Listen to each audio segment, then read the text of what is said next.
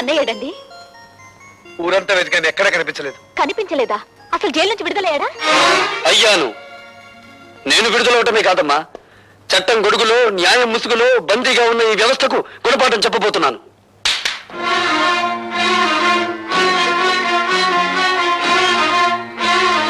ఈ వస్తువుల్ని లంచంగా తీసుకున్నానని ఒక రోజున ఈ ఇంట్లోనే ఈ చేతులకే సంఖ్యలు వేశారమ్మా. అవే వస్తువులు ఇప్పుడు దౌర్జన్యంగా తెచ్చాను. అడిగే దమ్మున్నవాడు లేడు, ఎక్కడ పని ప్రశ్నించే హక్కున్నవాడు లేడు. హక్కున్న వాళ్ళ మేమున్నాను రా. నువ్వు చెడిపోయి తీసుకొచ్చిన ఈ వస్తువులన్నీ స్వీకరించడానికి మేము సిద్ధంగా లేవు. నువ్వు వట్టి బోళా శంకరుడివిరా. ఇన్నేళ్ల నుంచి ఆటో నడుపుతున్నా నువ్వు నీ భార్య మెడలో చిన్న బంగారు గొలుసైనా చేయించగలిగావా? నేను చూడు, జైలు నుంచి బయటపడ్డ కొన్ని గంటలు తిరగకుండా నా చెల్లెలికి కొన్ని వేలు విలువ చేసే బంగారపు నెక్లెస్ తీసుకొచ్చాను, ఈ ఖరీదైన సామాన్లు తెచ్చాను. ఇంకా అన్నయ్య, ఇవన్నీ ఎక్కడివి? నిజం చెప్పాలంటే దోపిడి, అబద్ధం చెప్పాలంటే ఏ ఆగిపోయారే? చెప్పండి. అబద్ధాలు చెప్పడంలో మీరు ఆరితేరిపోయారు కదా. ఒకసారి జైలుకి వెళ్ళి వచ్చిన వాడిని కదా, అనుభవం పెరిగింది. ఇంకా మీ బుద్ధి పెడత్రోలు పట్టకముందే దాని సక్రమ మార్గంలో పెట్టాలి. పదండి. లత, ఏమిటిది? మీరు రాకపోతే నా మీద ఒట్టే. పదండి. హలో రాభాగవ, కూర్చో. సిడాం. ఎందుకో రమ్మన్నారట? ఉద్యోగం కోసం నిన్న ఒకసారి ఇంటర్వ్యూ చేశాను, మరొకసారి ఇంటర్వ్యూ చేయాలని రమ్మన్నాను. నేను ఇంటర్వ్యూలకు వెళ్ళకూడదని నిర్ణయించుకున్నా. ఈ ఇంటర్వ్యూ ఉద్యోగం కోసం కాదు భార్గవ, నీ జీవిత భాగస్వామిని ఎంచుకోవడం కోసం.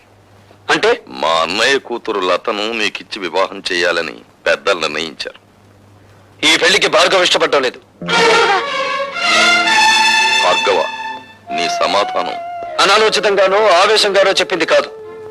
సునీతపు త్రాసులో బంగారం తూచినట్టు తూచి నిర్ణయించుకున్నది.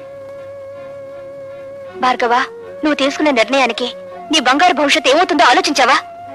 బాగుపడుతుంది. భార్గవ, అవును సార్, లత తండ్రి దగ్గర ఉద్యోగిగా పనిచేస్తూ నేను లంచగొండిగా అరెస్ట్ అయ్యాను. లత పిన్న తండ్రి నన్ను కోర్టు నుంచి జైలుకి తీసుకెళ్లాడు. సంఖ్యలు వేసిన ఆ చేతులు ఈ కాళ్ళు కడిగి కన్యాదానం చేయించగలవా? అంటే మేము నిన్ను కాపాడలేకపోయినందుకు దాని జీవితాన్ని నాశనం చేస్తావా? లేదు, నా జీవితాన్ని నాశనం చేసుకోవడానికి సిద్ధపడ్డాను.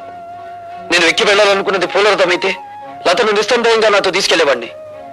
కానీ నేను నడవబోయేది ముళ్ళకంచం మీద. లతను అందుకే నాతో తీసుకెళ్లలేకపోతున్నాను. నీ నిర్ణయం నువ్వు తీసుకుంటే నేనేం కావాలి?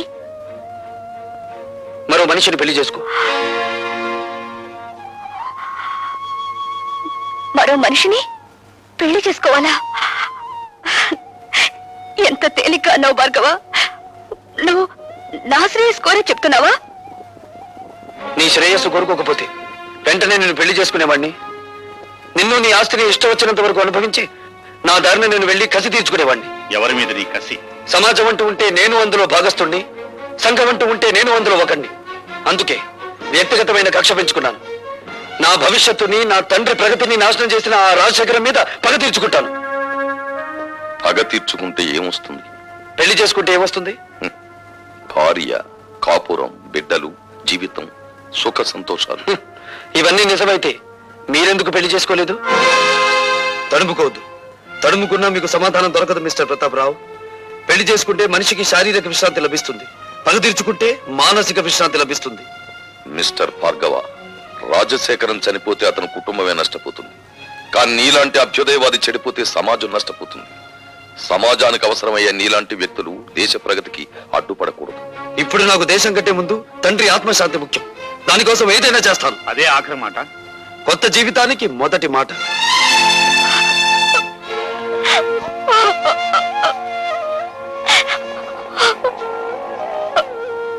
ఊరుకోమా, ఊరుకో. అతను ఎంత చెప్పినా వినే మనిషి కాడమ్మా. ఆవేశం చల్లారిన తర్వాత అతనే తిరిగి వస్తాడులే. ఊరుకో.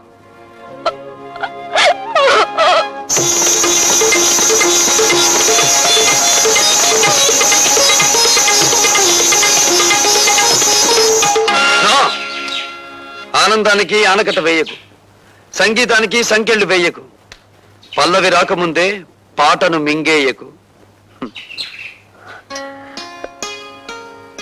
నా కోసం మళ్ళీ వచ్చారా?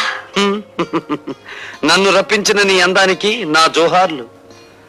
ఈ కొత్త దారిలో నాకు నడక నేర్పు, ఈ కొత్త జీవితంలో నాకు మాట నేర్పు. వీల్లేదు, మీరు ఇలా కావడానికి వీల్లేదు. నో, నువ్విలా మాట్లాడడానికి వీల్లేదు. ఇక మనకన్ని ఆటలు పాటలు మజాలే. రా.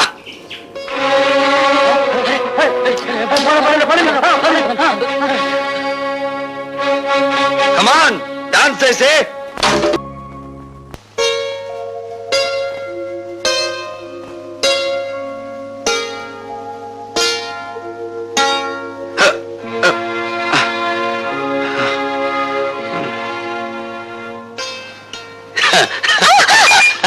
భార్గవ, ఏమిటిది? రోజా డార్లింగ్, ఇంకా చూపుల దగ్గరే ఉన్నావా? చా చా చా చా చా చా. ఏమీ బాగోలేదు. కమాన్. వదలండి భార్గవ, ఇదే పని నేను చేశానని కోపంతో నా చెంప పగలగొట్టారా? నేనలా మీ మీద చేయి చేసుకోలేను. అందుకే నేను మీకు నమస్కారం చేస్తున్నాను. మీరు వెళ్ళిపోండి. రాజశేఖర్ మీద కక్ష సాధించాలనుకుంటే ఇలా కాదా? ఆ పని మీరు చేస్తానంటే నేను సాయపడతాను. రాజశేఖరం మీద నీకెందుకు పగ? ఆ పరమ నీచుడే మా నాన్నగారు చనిపోవడానికి బాధ్యుడు. నీ తండ్రి పేరు? జనార్దన్ రావు. రోజా, మీ నాన్నను అడ్డం పెట్టుకుని ఏ వ్యక్తిని రాజశేఖరం హంతకుని చేశాడో ఆ ఠాగూర్ నా కన్న తండ్రి. అవును రోజా, ఆయన జైల్లో చనిపోయే ముందు జనార్దన్ రావు కూతురు ఎక్కడున్నా వెతికి ఆమెకింత మేలు చేయమని కోరాడు. మేలా? హ్. ఆ పని నువ్వు చేయలేవు. అది అనుకున్నంత సులభము కాదా? నా జీవితం నాశనమైంది. నా మేలు కోరితే రాజశేఖర్ మీద పగ సాధించు. ఈ అభాగ్యురాలు నీకు రుణపడి ఉంటుంది. వాడి ఎంత చూసి నీ తండ్రి ఆత్మకు శాంతి కలిగిస్తాను.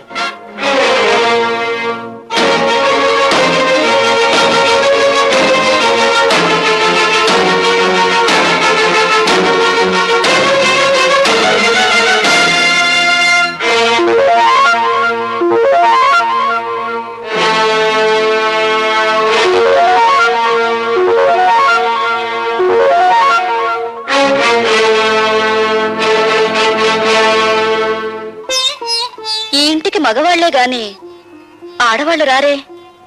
ఇంతకీ ఎవరు మీరు? నీలా తెగిన గాలిపటాన్ని కాదు, నీలా ఇంగిలి విస్తరాకుని కాదు. ఉపమానాలు విసురుతున్నారు. మీరు రచయిత్రా? నేనెవరైతే నేనులే. నువ్వేం చేయకూడదో చెప్పిపోవడానికి వచ్చాను. నాకు శాసించడమే అలవాటు గాని శిరసా వహించడం అనేది చేత కాదు. ఆ పొగరే నీ కళ్ళు నీ నెత్తి మీదకి వచ్చేలా చేసింది. నెత్తి మీద మా కళ్ళు లేకపోతే ఆకలి పెంచుకుంటూ వచ్చే రసికులందరూ మా కాళ్ళు పట్టుకోరుగా. నువ్వు ఆడదానివా, ఆడించేదానివా? ఆటలు ఆడిస్తాను, రాగాలు తీయిస్తాను, నవ్వులు నవ్విస్తాను. ఏడవకుండా ఇతరుల్ని ఏడిపించగలవు కూడా. అవునా? నువ్వు ఒట్టి రచయిత్రవే అనుకున్నాను. శూర్పణఖలా ఉన్నావే. కాదు, రాముణ్ణి ప్రేమతో కోరుకుంటున్న సీతను నేను, కామంతో దోచుకోవాలనుకుంటున్న శూర్పణఖవి నువ్వు. నా మీదంత నింద వేస్తున్నావే. నీకేం ద్రోహం చేశాను? ప్రేమ పెళ్లి అనే పదాలకు అర్థం తెలుసుకుంటే నువ్వు నాకేం ద్రోహం చేశావో నీకే తెలుస్తుంది. ప్రేమ ప్రేమ అనే పదానికి అన్నప్రాసన రోజునే నీళ్లు వదులుకున్నాను. పెళ్లి అనే మాటకి అక్షాభ్యాసం నాడే అర్థం మర్చిపోయాను. శీలాన్ని సమర్థబంతిలోనే చుట్టి వీధిలోకి విసిరిపారేశాను. అవేమీ ఇక్కడ దొరకవు. సుఖం భోగం అనే రెండు మాత్రమే ఇక్కడ దొరుకుతాయి. మీ చేతుల్లో చిక్కుకున్న విలాస పురుషుల భార్యల కన్నీళ్లు దొరకవా ఇక్కడ? మీరు భార్గవ భార్య? ఆ అదృష్టానికి నువ్వే దూరం చేస్తున్నావు. చూడండి, భార్యకు భర్త మీదే అధికారం ఉంటుంది, కానీ విలయానికి ఊళ్ళో వాళ్ళందరి భర్తల మీద అధికారం ఉంటుంది. షరాప్! కోపం దేనికి? ఇంకా పెళ్ళవకుండానే ఆయన మీద నువ్వు అధికారం చేయాలనుకుంటే నా పక్కదాకా వచ్చాడే, మరి నేనెంత అధికారం చెలాయించాలి? విలయానికి ప్రేమ విలువ తెలీదు. గుప్పెడు మల్లెపూలతో, అప్పు తెచ్చుకున్న నవ్వులతో, దాచిపెట్టుకున్న వయసుతో మగవాణ్ణి సొంతం చేసుకోవాలని చూస్తారే గాని గుప్పెడు మనసుతో కాదు. ఆ మనసు నాకుంది. ప్రేమించిన వాడు దూరం అయినప్పుడు ఆ మనసు పడే తపన, ఆవేశాన్ని ఈ ప్రపంచంలో ఏ శక్తి ఏమి చేయలేదు. నువ్వెంత అమ్ముడు పోయే ఆడదానివి. భగవంతుడా, జైల్లో రాక్షసు లాంటి మనుషుల మధ్య బ్రతికొచ్చిన మా అన్నయ్య మానవత్వాన్ని మర్చిపోయేలా ఉన్నాడు. మళ్ళీ మంచి మనిషి కావాలని దీవించు స్వామి.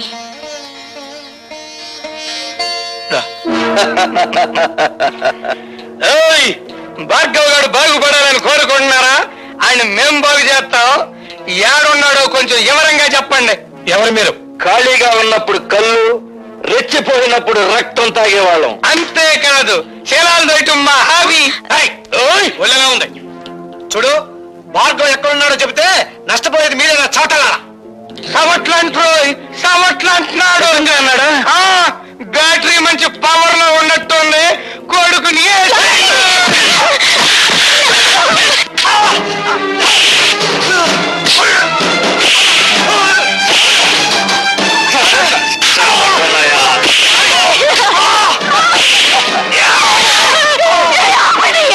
అయ్యో భగవంతుడా. భార్గవ్ గారికి చెప్పండి, మంత్రి గారు జోలికొస్తే కంత్రి పనులు చెప్తామని. మరేం పర్వాలేదమ్మా, ఇదేం ప్రమాదకరమైన గాయం కాదు. ఏం జరిగిందమ్మా? ఆ దాసుగారి మనుషులు వచ్చి వద్దు పద్మ, జరిగిందేమిటో తెలిస్తే వాడు ప్రాణాల మీదకి తెచ్చుకుంటాడు. జరిగిందేమిటో నాకు తెలిసిపోయిందిరా. ఇక జరగాల్సింది రాజశేఖరానికి తెలియజేస్తాను. ఇంకెందుగా ఏడుస్తా? తమ్ముడు,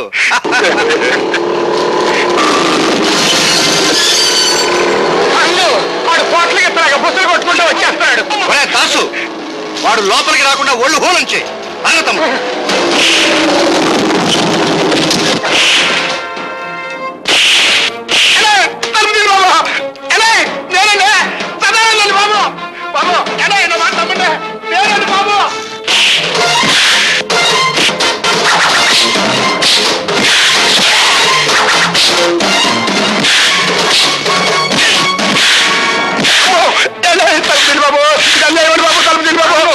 ఆడి బ్యాటరీ ఈక్ అవుతున్నట్టుంది. తలుపు తీద్దామా?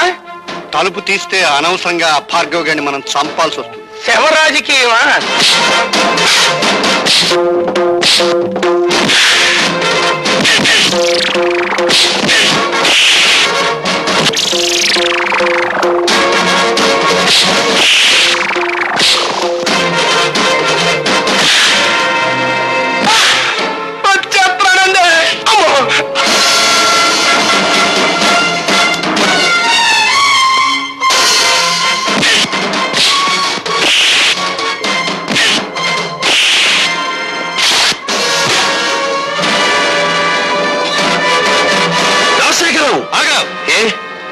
ప్రాణాలు తీసే నీకు ప్రాణభీతి పుట్టుకొచ్చిందా?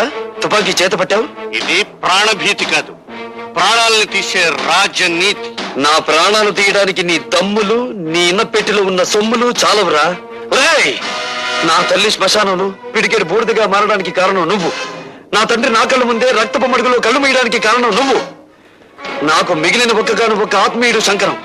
అతన్ని కూడా మీరు చంపాలని చూస్తే ఈ భార్గవ రాముడు కాక తప్పదురా అని ఒక్క రోజుతో నేను చంపను రాజశేఖరం. నీ పాపాలు వెలుగులోకి తెచ్చి అదంతా తేలికనుకున్నావా? ఎస్, జలగంగ పథకంలో ఇంజనీర్ ని చంపి మీరు డబ్బు కాజేసిన ఫైళ్లు, ప్రజా వైద్యశాల పెడతానని చెప్పి ప్రైవేట్ హాస్పిటల్ గా మార్చుకున్న ఫైళ్లు, బట్టబయలు చేసి నిన్ను వీధుల్లో కీడుస్తాను. ఆ ఫైల్ ఉన్నాయో మన నాకే ఇంకా చెప్పాలా? నువ్వెవరు తెలుసుకుంటా? సాక్ష్యాలు సంపాదించి తీరతాను. మీ ప్రాణాలు అంతరిక్షంలోకి పంపించి తీరతాను.